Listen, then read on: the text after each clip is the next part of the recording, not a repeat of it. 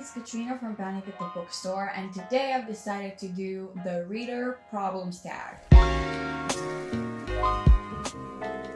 This tag was originally created by About to Read here on YouTube, and I'm gonna link her video in the description. So without further ado, let's get into the question. Question number 1. You have 20,000 books on your TBR. How in the world do you decide what to read next? Usually I have a very good strategy in deciding what book I want to read next. If some of the books in my TBR are sequels or a continuation of a certain series that I've already started and I want to continue, I'm gonna prioritize reading them. Usually I'm gonna prioritize reading the newer books before reading the older books. And then when I narrow it down to a couple of books that I'm interested in reading right now, I'm gonna just decide which one depending on my mood that day. Question number 2. We're halfway through a book and you're just not loving it. Do you quit or are you committed? So for the longest time, I've been a really committed reader. Even if the book makes me really angry and I hate it, I'm gonna finish it and just forget about it. But lately, I've decided that it's much better for my mental health and for saving time instead of spending it on books that I really don't want to finish. It's best to DNF a book. Like, okay, I didn't like it. It's not gonna kill anybody if I decide not to finish it. What's the problem? Question number 3. The end of the year is coming and you're so close, but so far away on your Goodreads reading challenge. Do you try to catch up and how? I'm a very big planner and also I'm a perfectionist and an overachiever. So I always like to complete my yearly reading goal, and if I don't, I get a lot of anxiety. So usually I will just plan out my time, depends on how much time I have until the end of the year, and figure out how many books I need to read each week to complete my goal.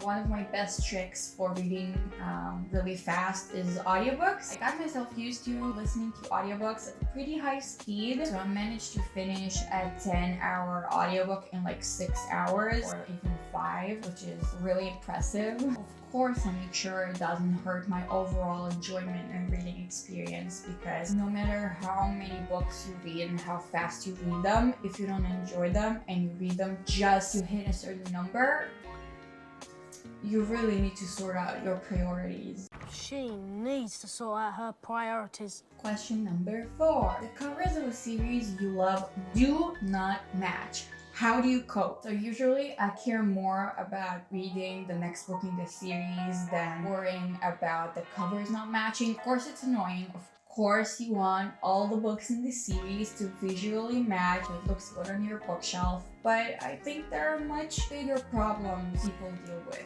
Question number 5. Everyone and their mother loves a book you really don't like. Who do you bond with over shared feelings? So I have a friend with whom I usually have a pretty similar reading taste, although I always tell her about a bunch of books that I want her to read and she never reads them because she's really stubborn and a little lazy. But most of the time, books that we do read together, we share a lot of similar feelings and thoughts about them. Question number 6. You're reading a book and you're about to start crying in public. How do you deal? So, I have a lot of anxiety about crying in public, but if a book gives me all the feels, I'm gonna just go with it. I don't care. I love the book. I'm crying. So usually I'm a very emotional reader. I cry very easily, both in books, films, commercials. I cry a lot. So when it happens that I'm reading in public and I need to cry, I'm gonna cry. I will try to make it more subtle, not very ugly cry or hysterically cry like I do when I'm in the comfort of my own home, but I don't care. I'm gonna just cry.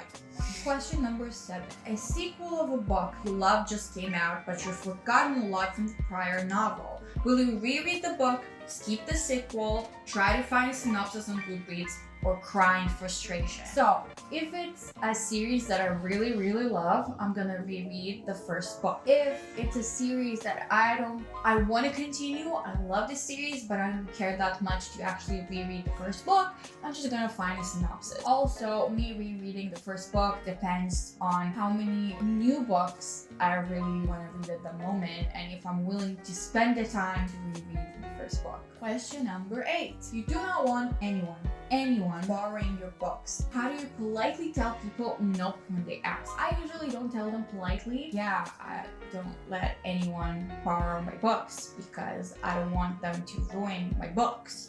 Because my books, they're my books. Question number 9. Reading ADD. You've picked up and put down 5 books in the last month. How do you get over your reading slump? Usually, I will try to reread an old favorite or try to listen to more audiobooks because audiobooks are usually what gets me out of a reading slump because they're really fast paced. I listen to them on really high speed. So yeah, that's usually what I do. Question number 10. There are so many new books coming out that you're dying to read. How many do you actually buy? So I usually buy most of my books in ebook format because they don't cost that much. I don't have enough money for chicken nugget. And then if some of the books I decide to actually buy in the physical format, I will. But I will just buy all the books and read all of them in ebook format. So question number 11, the last question in this tag. After you've bought the new books you can't wait to get to, how long do they sit on your shelf before you get to them? So it really depends. If it's a really anticipated read, they won't sit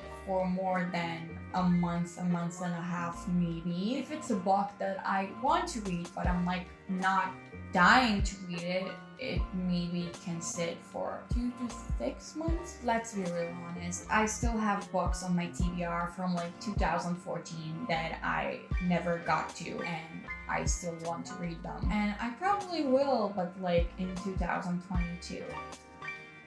I hope you guys enjoyed my little tag, and like I said in the beginning of the video, I'm gonna link the original video in the description, and I will see you guys in the next video. Bye!